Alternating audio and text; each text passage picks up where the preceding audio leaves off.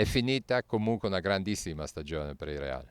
Ma sì, direi che purtroppo è finita in questa maniera. Sicuramente per noi è stata una grande stagione, perché non dobbiamo mai dimenticare da dove siamo partiti e bisogna fare un plauso al mister, ai ragazzi, alla società, a tutti. Insomma, abbiamo fatto una stagione penso eccezionale.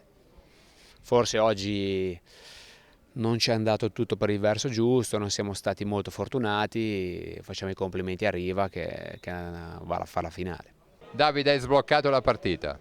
Sì, ho sbloccato la partita, diciamo anche con un po' di fortuna. Ho cercato di non far andare la palla in rimessa dal fondo, provando a metterla in mezzo. È venuto un tiro cross e Pozzo non se l'aspettava, e diciamo che anche avendo un po' di fortuna se l'è buttata dentro la porta, però me lo tengo volentieri questo qua. È stata una bella partita. Il primo tempo abbiamo fatto, direi, poco, hanno fatto più di altri.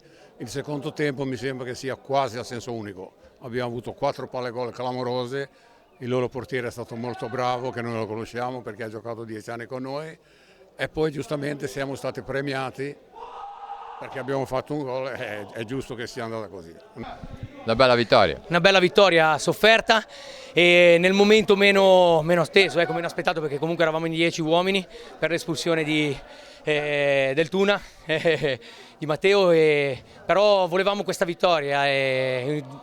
Come detto prima ai vostri colleghi, una disavventura di Olmo, che prima aveva fatto 2 miracoli, siamo andati a prenderci quello che volevamo, ecco. E infatti abbiamo attaccato, l'abbiamo voluto e ce l'abbiamo fatta.